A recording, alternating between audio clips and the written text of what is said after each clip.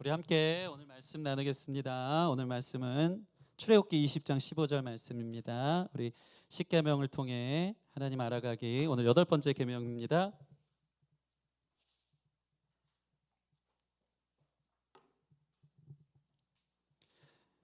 여덟 번째 계명, 도둑질 하지 말라. 말씀 주제와 오늘 본문이 똑같거든요. 우리 같이 한번 앞에 띄워주시겠습니까? 같이 한번 읽겠습니다.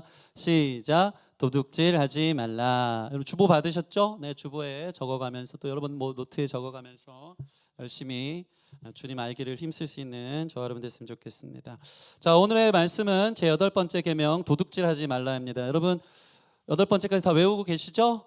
네, 한번 해볼까요? 다 시험 될까봐 네, 하지 않겠습니다. 네, 10번째 되는 날 꼭 하도록 하겠습니다.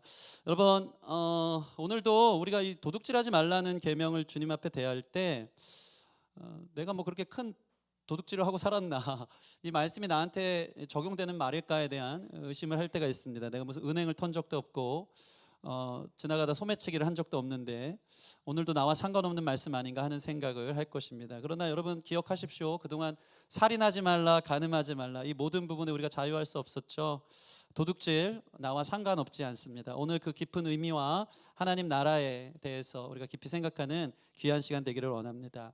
여러분 도둑질은 어떤 뜻이 있을까요? 도둑질의 의미를 먼저 알길 원하는데요. 도둑질은 뭘까요? 한마디로 남의 것을 빼앗은 것입니다. 남의 것을 취한 것이죠. 왜 그럴까요? 인간의 욕심은 끝도 없습니다. 내 안에 있지만 인간은 내 안에 있는 것을 당연히 여깁니다.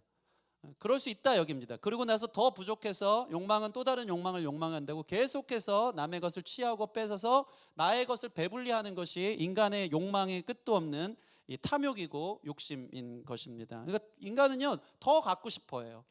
더 킵하고 싶어하고 더 내 것으로 취하고 싶어하는 겁니다. 근데 신기한 건 이 욕심은 자기도 자기를 속입니다.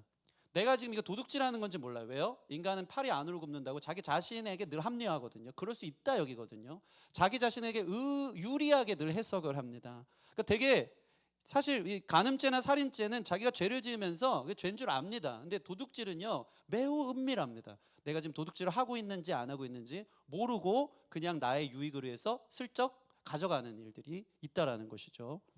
몇 가지 예를 좀 들어드리겠습니다. 오늘 예가 좀 많은데요. 먼저 매도 먼저 맞는 게 낫겠다고 제가 먼저 제 예를 한번 드리겠습니다. 저는 제 주머니에 이 기타 피크가 없을 때가 많습니다. 딱 얘기하니까 안 해요. 그래서 이 기타 피크를 세트로 사놓습니다. 요즘은 그런 일 별로 없지만. 근데 여러분 기타를 치는 사람은요 피크가 있어야 기타를 칩니다. 손가락이 다 뜯어지고, 특별히 어느 정도의 이 피크의 영광을 제가 취하냐면 이 예배의 이 피크는 작지만 필수 요소입니다. 이게 없으면 예배가 안 된다. 거의 그 정도로 하나님의 임재를 가져오는 작은 물건일 수 있습니다. 저는 이 피크로 늘 나의 예배 인도를 오늘 해야 한다는 거대한 이 민족적 사명을 갖고 예배에 쓴다는 거죠. 그런 의미로 내가 피크를 안 갖고 와도 괜찮아요. 왜? 누군가의 피크를 빌릴 때 당당한 겁니다. 왜요? 내가 너의 피크를 빌려 쓰는 걸 영광으로 생각해 이것들아.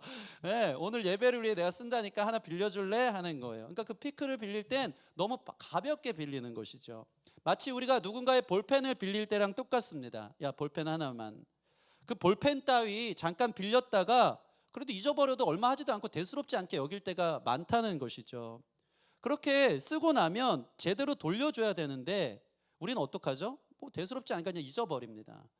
또는 나의 주머니 속으로 들어갑니다. 그렇게 제가 피크를 먹은 게 너무 많습니다. 항상 누군가의 피크를 가져다가 어느 날 주머니 바지 보면 내 피크 아닌데 이상하다 하면 꼭 청년들의 피크를 빌려다가 예배인도 하고 돌려주지 않았던 이 피해자들이 좀 있죠. 네. 저는 근데 그것을 대수롭지 않게 여기기 때문에 그냥 나도 모르게 주머니에 넣고 사실상 아무 의식 없이 내가 도둑질한 사람이 될 때가 있다라는 것입니다. 그리고는 다른 바지를 입고 그 다음 주에 교회를 옵니다. 그런데 그 친구가 갑자기 저한테 와가지고 되게 쪼잔하게 목사님 그 지난주에 빌려드린 피크 제가 그 생각을 한 거죠. 네, 그러면 이제 겉으로는 얘기는 안 하지만 속으로 무슨 생각이에요? 야, 그깟 피크 하나 갖고 이제 와서 달라 그러냐 라고 얘기를 하겠지만 겉으로 티는 안 됩니다. 그게 근데 우리 내면의 태도라는 거예요. 벌써 내 안에 그깟 피크 갖고 뭘 그걸 나한테서 구하려 그러냐, 나는 이 영광으로 쓰임 받았고 그냥 없어도 되는 거 아니냐라는 태도로 갑니다. 그렇지만 말로는 미안, 내가 어디다 뒀더라, 내가 다음에 사줄게, 꼭 사줄게 해놓고 사줍니까 안 사줍니까? 안 사준다는 게 문제죠. 그렇게 한번 저는요, 피크가 저한테 한번 들어오면 언제나 없어지는 마술을 보여주고 있습니다. 제가 얼마나 많은 피크 도둑질을 했는지 모릅니다. 근데 사실 반대로 생각하면요, 그 친구는 매우 꼼꼼한 편이라 정성을 다해 피크의 디자인과 두께까지 생각하면서 정성을 다해 산 것일 수 있습니다. 나는 그 빌렸을 때는 가벼운 물건 하나쯤 내가 가져도 된다 생각하는 입장이었고, 그에게는 사실은 그깟 물건이 아니라 일주일 동안 내 피크, 너무나도 참 속상한 일이 벌어진 것입니다. 그러니까 상대의 무게와 나의 무게가 달라서 가끔씩 도둑질하는 것, 대수롭지 않게 가져가는 것들이 있다는 것입니다. 그러므로 도둑질은 매우 은밀합니다. 나에게 유리한 대로 해석하기 때문에 그런 일들이 발생하는 거죠. 이런 일들이 또 뭐가 있을까요? 우리 늘 자동차 사고 당하면요, 일단은 보험금을 받아야 한다는 준비 자세가 우리 교육화에 잘 되어져 있습니다. 모든 지인들과의 이야기 속에 사고가 났다? 여러분 어떤 일이 있습니까? 접촉사고가 툭 하고 나면 사실 그냥 자기 혼자 운전하다가 과속 방지턱 하나만 넘어도 퉁 해도 놀라면서 아무 일도 없습니다. 그러나 누군가가 자기에게 과실을 했다, 누군가 뒤에서 쿵 박았다, 그러면 무조건 어떡하죠? 당연히 뒷목 잡고 나오는 게 우리의 수순인 겁니다. 이렇게 배운 거죠. 잠깐 되게 접촉사고 툭 치고 나왔지만 내가 지금 당장 병원 가지 않으면 안 될 것 같은 보상이 필요하다. 물론 여러분의 건강을 챙기지 않으란 말은 아닙니다. 근데 사람들이요, 모든 것이 자신에게 과한 거죠. 보험금이란 명목하에 과도한 리액션으로 도둑질할 때가 참 많다는 거예요. 내 상태는 그렇지 않은데 저 사람이 보험금을 내서 이거 보험사에서 내는 거 아니냐, 사실 그 사람의 돈일 수 있거든요. 그걸 갖고 부당하게 나의 치사를 얘기하며 이 부분에 대해서 목 잡고 나올 때가 있다. 그럴 때 있습니까 없습니까? 이 외에 또 뭐가 있을까요? 오늘 찔리는 예화들이 좀 많은데요, 정품 소프트웨어를 사용하지 않고 크랙을 깔고 사는 우리 청년들, 대학생들 회개할지어다. 물론 이 마이크로소프트사에 이게 큰 타격을 주진 않지만 정직한 거는 아닙니다. 모두가 나의 그냥 편의적 생각으로 남의 것을 함부로 빼다 써도 되겠지라고 생각하는 어떠한 면에 있어서 매우 자기 중심적인 생각인 겁니다. 비단 개인뿐이 아닙니다. 기업이나 정부에서 이런 모순적인 일들을 할 때가 이 세상이 참 많다는 겁니다. 많은 기업들은요, 돈을 벌 때 뭔가를 뺏는 방식으로 일을 하더라고요. 환경이나 이웃을 괴롭히는 방식으로 돈을 버는 이 체계가 엄청 시스템화되어 있습니다. 예를 들면 제품은 그렇지 않지만 과대 광고나 소비 욕구를 조장해서 돈을 버는 것도 일종의 도둑질이라 할 수 있는 겁니다. 특별히 인류는요, 거대한 도둑질을 하고 있어요. 그게 뭔지 아십니까? 바로 환경을 파괴하는 도둑질을 하고 있다는 겁니다. 여러분, 이 세상의 인류의 에너지는요, 지금까지 60% 이상이, 물론 대체 에너지가 많이 발달했다고 하지만 여전히 석탄과 석유와 천연가스 등의 화석 연료라고 합니다.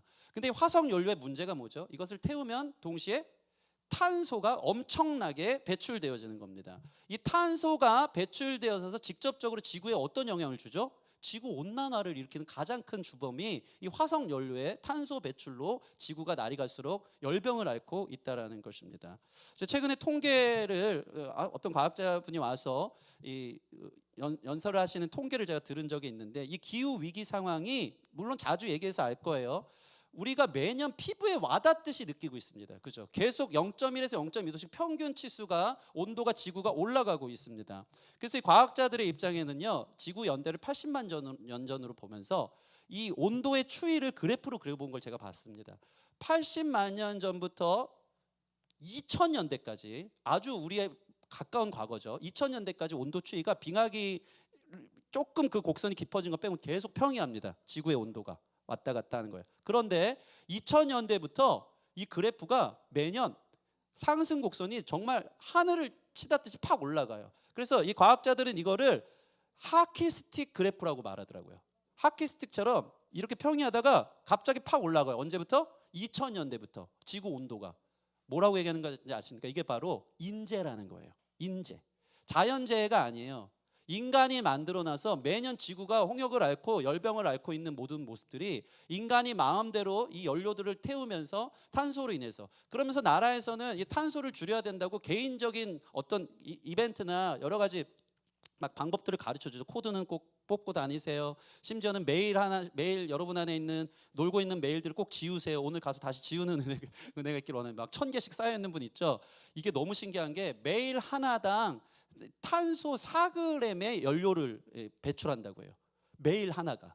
여러분이 200개의 메일이 있다. 그러면 428 그만큼의 배출을 하면서 계속 지구온난화에 영향을 미치죠. 그런데 사실 제가 얘기하는 건 이런 개인적인 무브먼트나 운동과는 상관없이 너무나도 이 세계가 미래에서 사람들이 쓰고 마음껏 살아야 되는 이 지구 에너지를 마음껏 갖고 와서 이 지구를 열병을 앓게 하면서 후대가 뭐가 중요해. 2100년대에 뭐 전 세계 평균 여름 온도는요 50도가 다 넘는다고 합니다. 그러니까 어쩔 수 없어요. 이거는 계속해서 정해진 어떤 통계입니다. 자료입니다. 이런 차원에서 오늘날 많은 사람들이 예를 들면 미국 같은 경우도 대체 에너지를 충분히 바꿀 수 있지만 뭐 전기 자동차라든가 근데 그 시스템이 바로 들어와야 안 들어와요. 별로 그렇게 빠르게 급진적으로 들어오지 않습니다. 대체 에너지가 없는 게 아니에요. 근데 왜 그런지 아십니까? 뭐 미국 같은 경우는 있는 석유 다 쓰고 나서 왜? 이게 지금 나에게 자원이거든.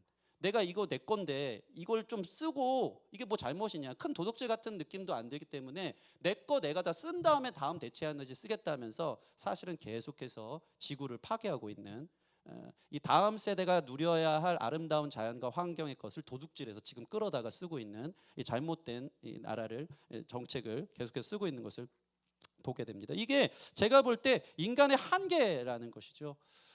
최근에 가장 큰 변수는 바로 이 AI 사업이라고 하죠. 그죠? 이번 주에 제가 노래 한 곡을 썼는데 이걸 갖고 AI에게 야 아름답게 믹싱을 해서 음악을 이런 식으로 좀 연주를 해서 빼달라 했더니 야 지금까지 음악한 게 우리 조이풀 워십 우리 청년들이요 전부 다 현타가 왔어요. 나 그동안 음악한 거 다 헛되다.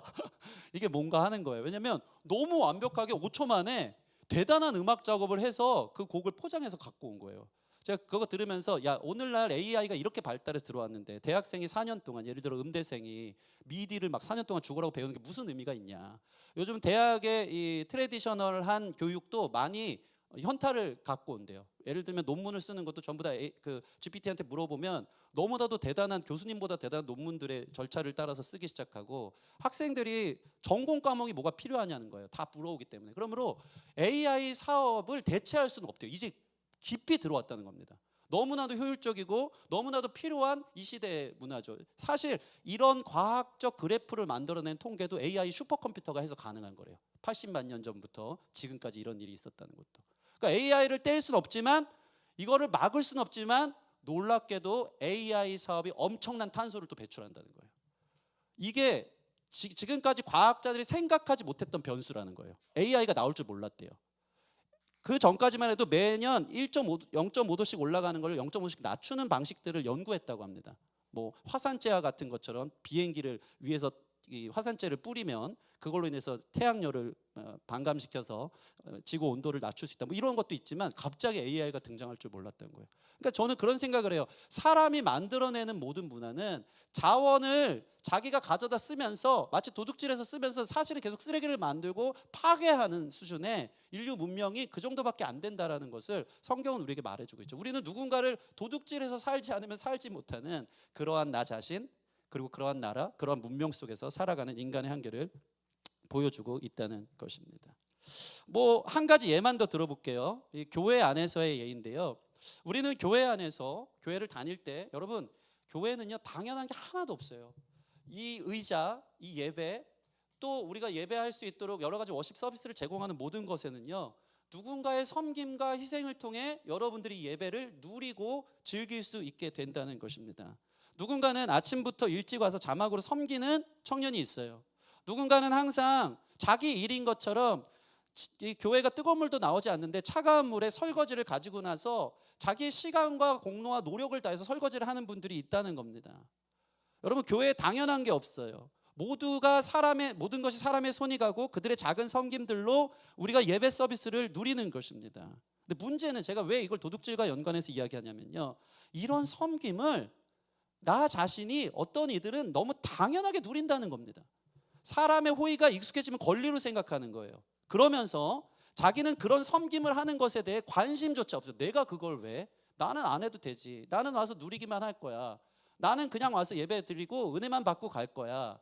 당연히 여기는 거예요. 그걸 하는 사람이 따로 있지 따로 있습니까? 그 사람 소중합니다. 그 사람의 시간도 소중하고 그 사람의 물리적 힘도 소중하고 그 사람의 마음도 소중한 거예요. 물론 그들이 자발적으로 주님 안에서 헌신하는 줄 믿습니다. 자발적으로 기쁨을 하지만 반대로 우리 입장에서 그들은 자발적이고 당연한 거니까, 그들이 자신의 힘과 공을 들이는 건 자발적인 거니까 나는 당연히 받을 권리만 있다고 생각해 라고 생각하는 것은 사실은 그 사람들의 시간과 물리적 노력을 도둑질해서 자기 편리만을 위해 쓰는 이기심이라고 할 수 있다는 것입니다. 그러니까 당연한 듯 여기면서 사실 나도 모르게 많은 사람들의 자원을 끌어다 몰래 쓰면서 자기는 누리고자 하는 이기심들이 있다라는 것이죠. 저희는 오늘 이런 설교를 들으면서 목사님 뭐 그렇게까지 예민하게 구시나요? 이런 생각을 합니다. 그러나 저는 오늘 이 말씀을 통해 우리 자신을 돌아보자고 하는 거예요. 내가 하는 행동이 얼마나 다른 사람의 것을 빼앗고 살아왔는지에 대한 의식을 하자는 겁니다. 무의식 중에 나 중심적으로 선택했고 나 중심적으로 가볍게 생각하면서 결정했던 그것들이 다른 사람의 것을 빼앗는 도둑질하는 죄였다는 것을 우리가 일부러 이 말씀을 통해 캐묻는 겁니다. 그래서 은밀하게 숨겨진 자기 중심적인 생각과 행동들에 대해 앞으로는 신경 쓰면서 사시라는 겁니다. 신경 쓰면서 하는 거 힘들죠. 또 그것까지 아니요. 신경 써야 돼요. 내 작은 행동이 도둑질이 될 수 있다는 걸 신경 써야 돼요. 내 작은 행동이 이기적인 나의 편리만을 위해서 다른 사람이 지금 고통받고 힘들어하고 그들의 자원을 써서 마음대로 쓰고 있다, 그들이 피해받고 있다는 사실에 대해 기독교는 성숙을 요구하거든요. 기독교는 매우 고상한 종교입니다. 그렇게 이웃에 대한 사랑을 나의 희생과 나의 노력을 함께 세워가는 거지, 그도 평등한 인간이기 때문에 그것들을 마음껏 끌어다 쓰는 것에 대해서 어떻게 해야 된다고요? 신경 써야 된다는 겁니다. 우리 옆 사람 보면 이렇게 얘기합시다. 미안합니다. 또 뒤에 분 보면서 신경 좀 쓰겠습니다. 얼마나 당신의 자원을, 당신이 가진 것을 내가 함부로 빼앗고 내가 취하고 나 누리기에 사용했는지 모릅니다. 제가 이 자리를 대표해서 저 피크를 뺏었던 우리 희건이와 주연 형제에게도 피크 도둑질한 거 미안하다고 사과를 드립니다. 뭐 여러 개가 있었던 것 같아요. 여러분, 이처럼 하나님 나라는 매우 큰 성숙을 요구하죠. 이웃을 늘 존귀히 평등히 존엄하게. 내가 아까우면 그 사람도 아까운 거예요. 내가 소중하면 그 사람도 소중한 거예요. 내 시간이 소중하면 그 사람의 시간도 소중한 거예요. 내가 물리적으로 힘을 들이는 그 노력이 소중한 거면 그 사람도 마찬가지라는 거죠. 내 자원만 챙기기에 다른 사람의 시간이든 물질이든 에너지든 그 자원을 함부로 여기며 당연시 여기는 일들이 없기를 원합니다. 자, 여기까지 들어보니까 우리는 꽤나 너무나도 자주 이 계명을 여전히 어기고 잊고 살고 있었다는 사실들이 증명됩니다.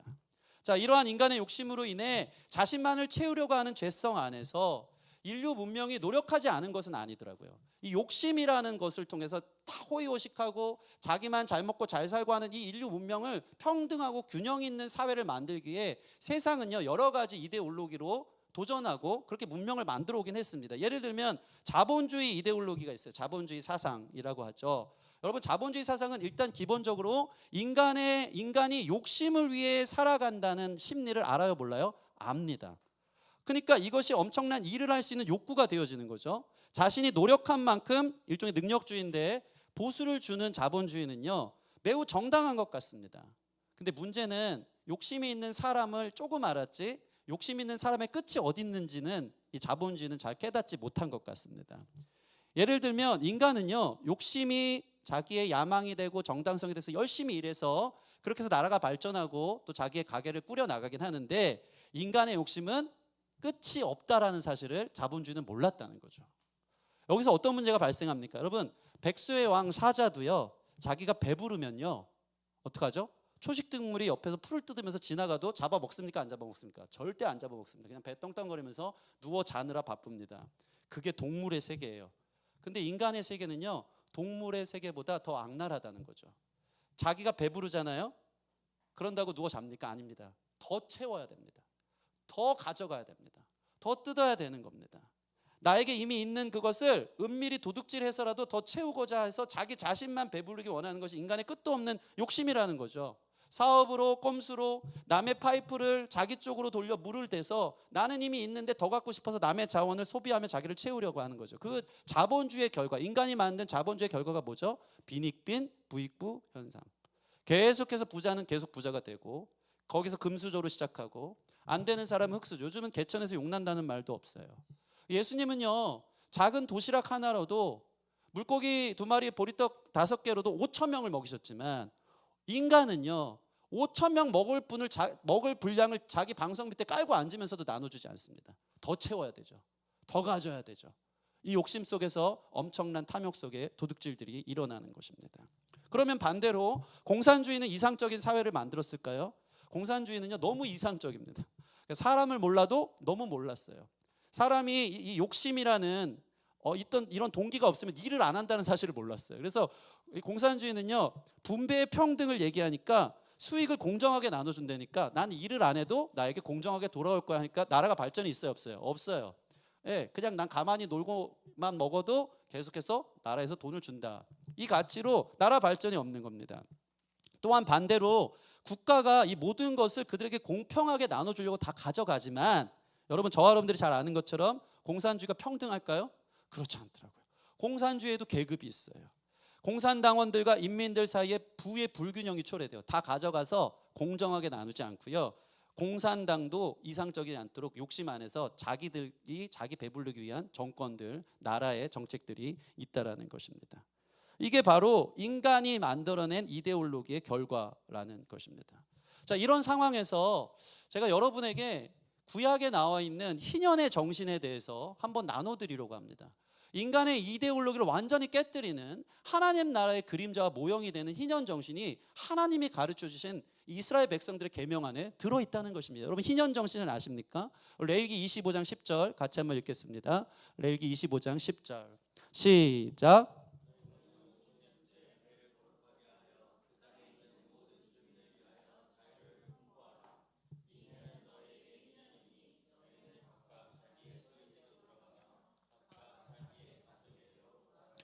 네, 하나님께서는 인류의 질서를 7일이라는 것으로 계속해서 반복해서 만들어 갑니다. 그렇게 균형 있게 질서를 만드셨죠. 안식일은 7일째마다 쉬는 것입니다. 그리고 나서 7일째 하나님이 쉬듯이 안식년을 주셨죠. 안식년은 6년까지 이스라엘이 일하고 땅도 쉬고 농사도 하지 않는 7년째를 안식년으로 두셨습니다. 계속 쉼을 주시는 거예요. 그게 오히려 생산성이 있어서 더 중요하다고 합니다. 그리고 나서 이 희년은 뭐냐면 7 곱하기 7은 뭐죠? 7, 7에 49년. 49년의 이듬해인 50년째가 되는 날을 하나님이 희년으로 정하는 겁니다. 희년의 가장 큰 특징은 처음 분배받은 대로 리셋하는 거예요. 처음 분배받은 대로 다 돌아가라는 것입니다. 자, 한번 생각해 봅시다. 이스라엘 백성들은 가나안에 정착했을 때 다 각자의 땅을 분배받습니다. 물론 이것이 하나님이 산술적으로 무자르도 정확하게 모두 공평하게 나눠준 것은 아닙니다. 하나님은 다양한 하나님이시거든요. 그렇지만 모두가 그 분야의 1등이 되게끔 각자의 삶의 터전을 주셨다는 겁니다. 우리가 그 여호수아를 보면 알겠지만 12지파에게 하나님이 각자의 성향에 맞춰서 땅을 주시더라고요. 어떤 지파는 해양 산업 쪽으로 특화될 수 있도록, 어떤 지파는 큰 땅을 주셔서 농경 잘하도록, 어떤 지파는요 엄청난 자원들이 막 나도록, 어떤 지파는 목축으로, 어떤 지파는 문화나 재능 쪽으로 하나님이 허락했다는 거예요. 각자의 다양성 속에 자기의 삶을 살아가는 거예요. 근데 한번 생각해 보세요. 요게는 일종의 자본주의와 같은 인간의 욕망과 능력을 인정하는 부분이 있습니다. 열심히 살 수 있도록 50년 동안 이 사람들이 열심히 살아냈어요. 50년 희년이 되기 전까지. 자, 그럼 어떤 일이 있을까요? 자신의 열심히 능력대로 그 결과를 보면 50년 후에 어떤 사람은 땅이 다른 사람보다 훨씬 커져 있는 사람도 있을 것입니다. 훨씬 많은 자원을 갖고 있는 사람들이 있을 겁니다. 농장도 훨씬 크고 땅 평수도 많이 늘어났고, 어떤 사람은 50년 동안 열심히 살아서 엄청난 부와 일꾼도 노예도 가지게 됐을 것입니다.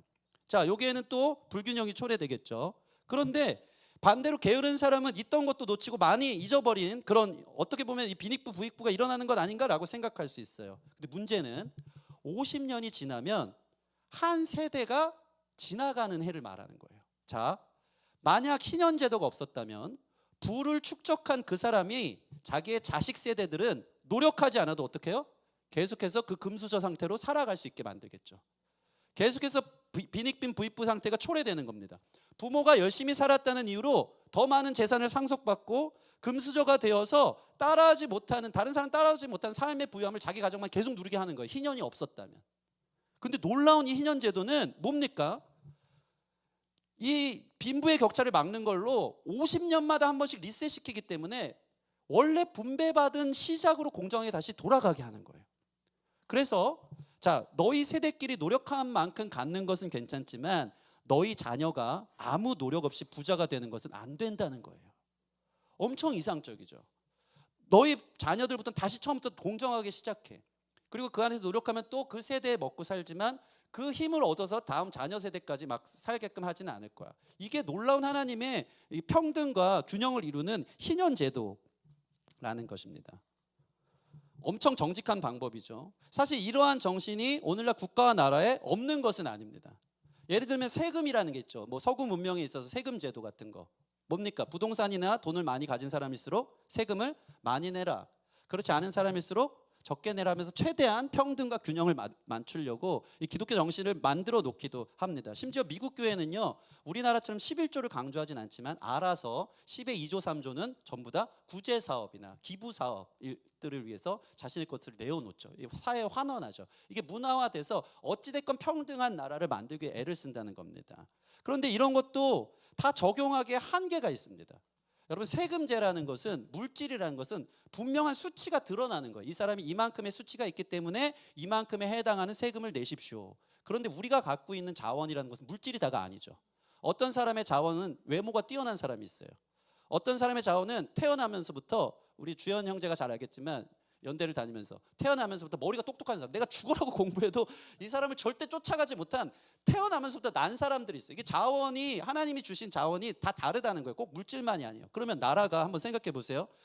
돈은 돈대로 세금을 정확한 액수로 뗄 수 있지만 외모의 기준대로 너는 잘생겼으니까 세금 더 많이 돼.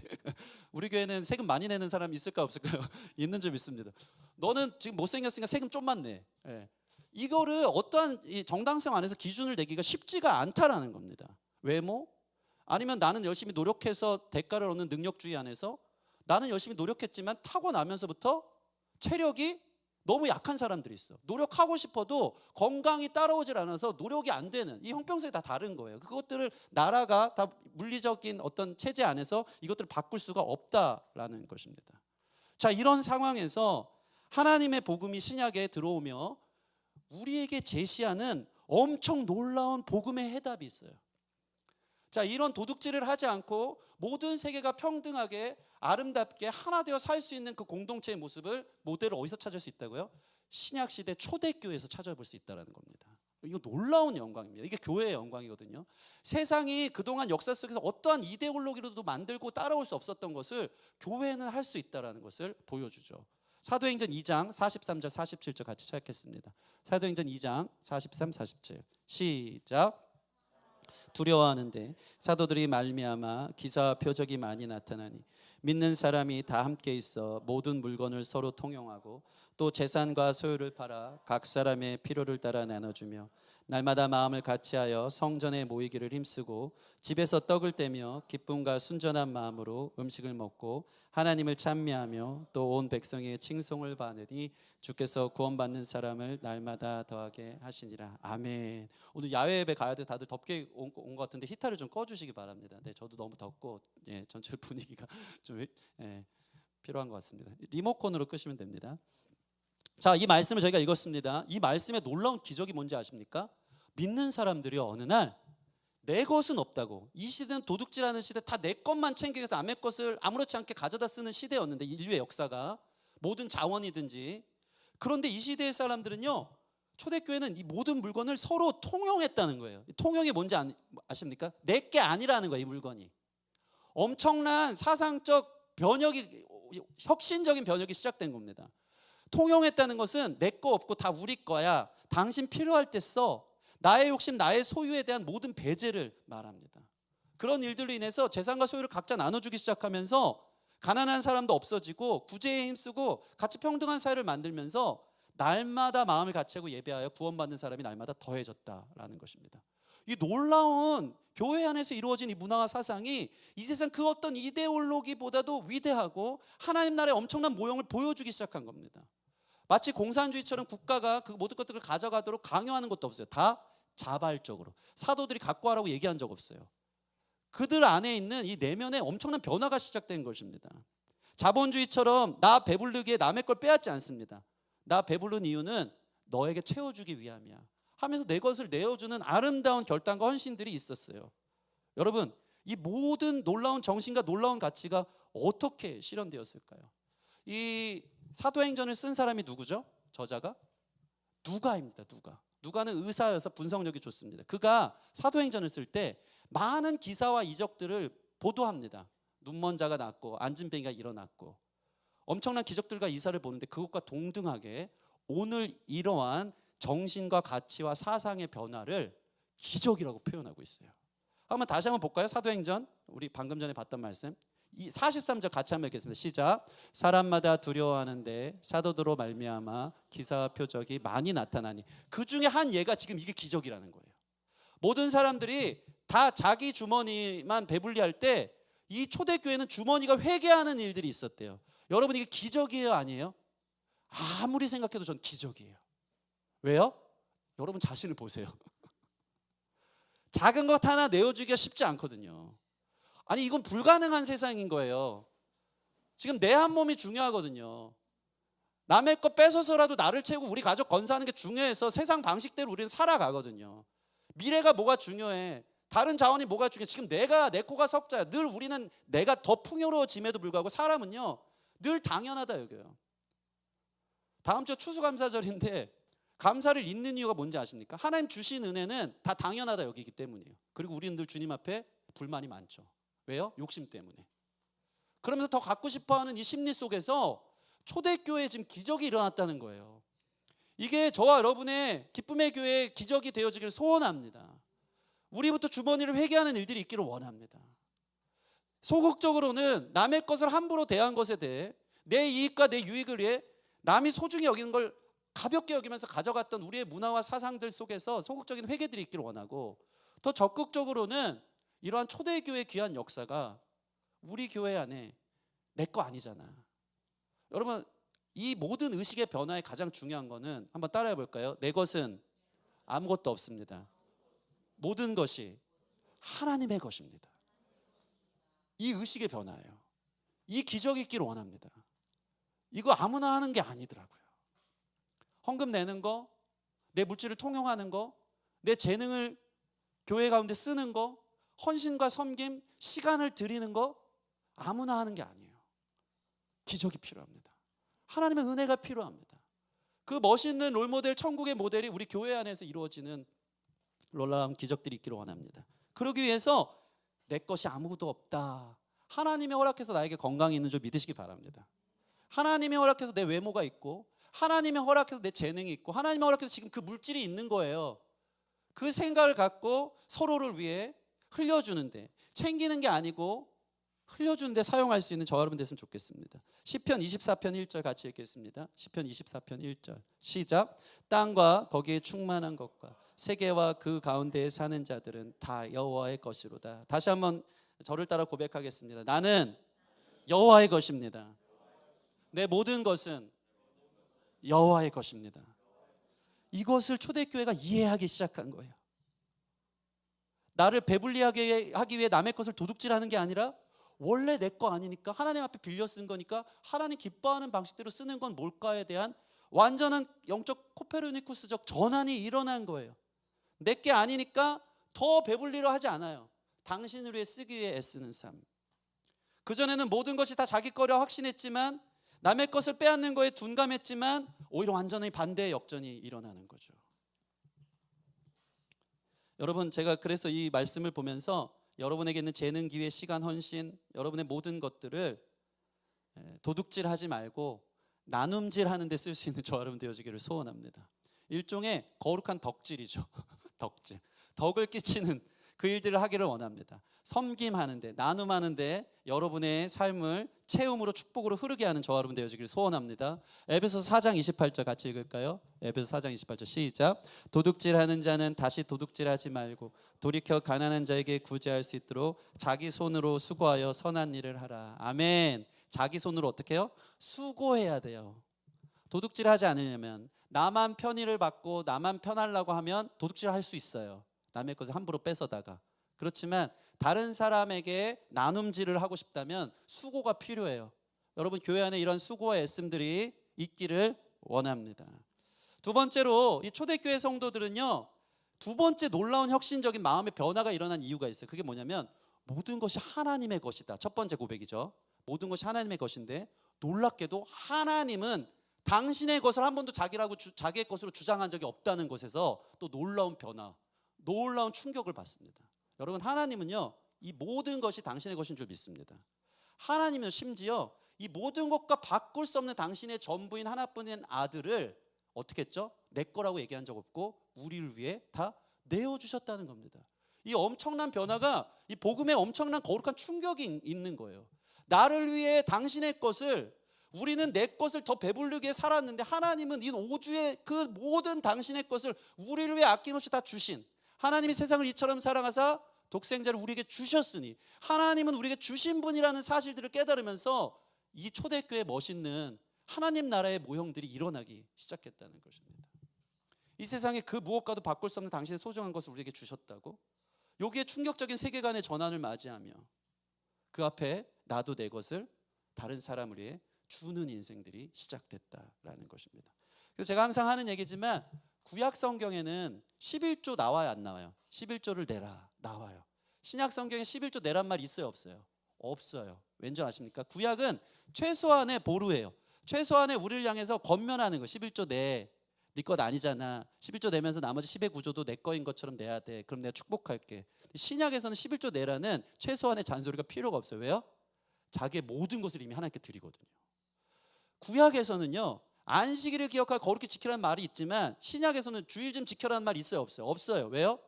안식일 거룩히 지키는 거 내 시간에 도둑질하는 사람이 얼마나 많아요. 주일날 2시간만 주님께 드려놓고 나머지는 하나님의 것을 자기의 것인 것처럼 막 마음대로 살면서 그 2시간 할애하는 것을 되게 대단한 것처럼 교회 예배 나올 때가 있다는 말이죠. 근데 이스라엘 사람 초대교회 백성들은요, 매일 모였어요. 매일 예배했어요. 매일 떡을 떼며 교제했어요. 그들은 매일 모든 시간을 하나님 안에서 하나님의 것이라고 고백하는 일들이 있었기 때문에 신약 성경에는요, 안식일 기억하는 말 안 나옵니다. 그러니까 구약에는 다 미니멈, 신약은 맥시멈 크리스천. 완전히 그 은혜를 깨달은 사람은 강요하지 않습니다. 하나님의 은혜를 알게. 여러분, 이런 마음을 알아서 우리가 지금 구약의 10계명의 계명을 배우지만 이 도둑질이라는 계명은 매우 미니멀한 계명이다. 여기서 나는 어디까지 나가야 되는지 다시 한번 의식하고 신경 쓰고, 또 나 자신과 다른 사람에 대해서 대등한 관계라는 것을 늘 기억하고, 세상 문화가 흘러가는 대로 따라가지 마시고 더 나아가 하나님 나라의 멋있는 그림자와 모형을 여러분의 삶과 여러분 교회에 실천하시기를 바랍니다. 나누어 주는 삶, 내어주는 삶, 내 모든 것이 내 것이 아니고 하나님 것이기에 아낌없이 드릴 수 있는, 그렇게 함께 살아갈 수 있는 아름다운 세상을 만드는 저와 여러분 되기를 주님의 이름으로 축원합니다. 우리 같이 찬양하고 기도하는 시간 갖겠습니다. 우리 예수 하나님의 공의 함께 찬양하겠습니다.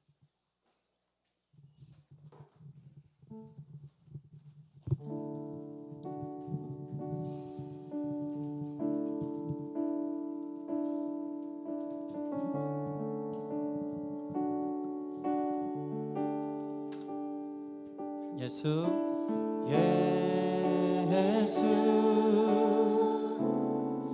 하나님의 공의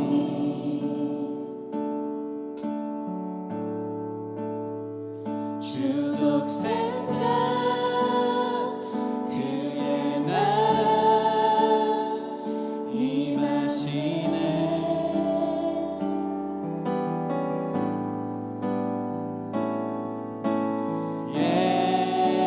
예수 제물이 되신 주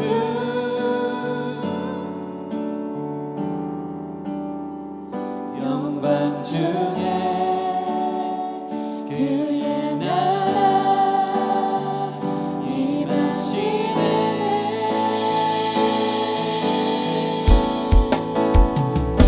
주의 나라 영원하며 그의 영광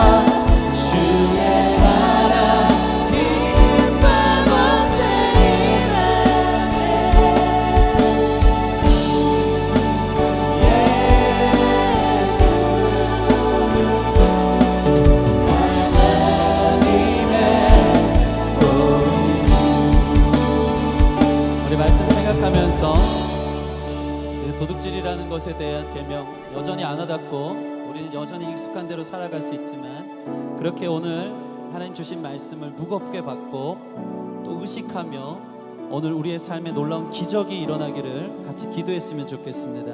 그것은 나 중심적인 세계관에서 예수님이 나의 왕 되시는데, 그 예수님이 왕 되심으로 나를 군림하신 분이 아니라 예수님은 섬김의 왕으로 자신의 주권과 통치와 힘과 권세는 온전한 사랑의 나라로 우리를 위해 나누어졌기에 저와 여러분들이 지금까지 살아있는 줄 믿습니다. 하나님, 그러한 주님 왕의 통치 아래서 내 것이 아무것도 없기에 나를 위해 도둑질하며 더 배부르게 살아가는 것이 아니라 하나님 주신 것들을 하나님의 방식대로 하나님의 것으로 어떻게 올려드릴지에 대해서 날마다 고민하며 그런 모델과 그런 아름다운 천국의 모형이 우리 교회 안에 일어날 수 있도록 그런 놀라운 기적과 이사를 허락하여 주시옵소서. 이를 위해서는 내 것이 아무것도 없습니다라는 그러한 놀라운 청지기 정신과, 두 번째, 하나님께서 당신의 모든 것을 전부 나에게 주셨듯이 그 은혜를 깨닫는 귀한 은혜가 있어야 되는 줄 믿습니다. 구약의 율법의 강요가 아니라 그 은혜를 깨달아 나도 그 사랑을 나누며 섬기며 흘려주는 인생 되게 하여 주시고 그런 교회 되게 하여 주시옵소서. 우리 같이 기도하며 나아가도록 하겠습니다. 함께 기도하겠습니다. 하나님 감사합니다. 이 예배 안에 주님 일하시고 역사하시고 채워주시기를 원합니다. 주님의 은혜와 사랑을 덮어주시옵소서. 하나님 붙들어 주시옵소서. 우리의 삶과 우리의 생각이 얼마나 이기적이고 나 중심적이었는지 주님 모릅니다. 이제 하나님 의식하고 신경 쓰며 하나님 이 계명에 저촉되는 일 없도록 주님 나 자신을 돌아보며 깨어있을 수 있는, 무엇 하나 함부로 사용하지 않는, 함부로 끊어다 쓰지 않는 우리 인생이 될 수 있도록 인도하여 주시고, 이 음악 틀 안에 오히려 적극적으로 내어주며 사랑하며 나누어주며 섬기며 하나님 내 것을 하나님의 영광과 나라를 위해 쓸 수 있는 아름답고 멋있는 교회들로 세워갈 수 있는 우리 인생과 삶이 될 수 있도록 인도하여 주시옵소서. 그런 자에게는 계속 나눠주시고 계속 축복하시고 인도하실 것입니다. 그 은혜에 설 수 있는 우리가 될 수 있도록 주여 이끌어주시고 역사하여 주시옵소서. 하나님, 오늘 귀한 말씀 우리에게 주셔서 감사합니다. 십계명을 통해 하나님 나라와 영광, 그분의 사랑, 그분의 마음이 무엇인지 우리에게 나누어 주시니 감사합니다. 또 주님 받은 것 호의로만 여기고 내 안에 그저 어떠한 예배의 순서로만 여기고 그렇게 잊어버리는 것이 아니라 그 은혜가 있기에 그 은혜를 흘려주는 삶으로 기적과 같은 변화가 우리 삶과 교회에 일어나게 하여 주시옵소서. 나 자신의 욕망만을 위해, 나 자신의 배부름만을 위해 남의 것 함부로 빼앗았던 일, 그래도 괜찮다고 생각하며 당연시 여겼던 모든 부분들을 회개하는 역사 일어나게 하여 주시고, 이제 회개가 우리 삶의 방향의 전환이 되어져서 하나님 의식하며 주님의 기쁨을 위해 내 것 아무것도 없기에 주님의 뜻을 위해 영광을 흘려줄 수 있는 모든 통로, 그러한 교회 우리 성도들의 삶이 되어지기를 원합니다. 그렇게 나누는 일에, 섬기는 일에 우리 자신을 드릴 수 있는 초대교회 역사가 일어날 수 있도록 축복하여 주시옵소서. 감사하며 예수님 이름으로 기도합니다. 아멘. 주께 영광의 박수 올려드리겠습니다.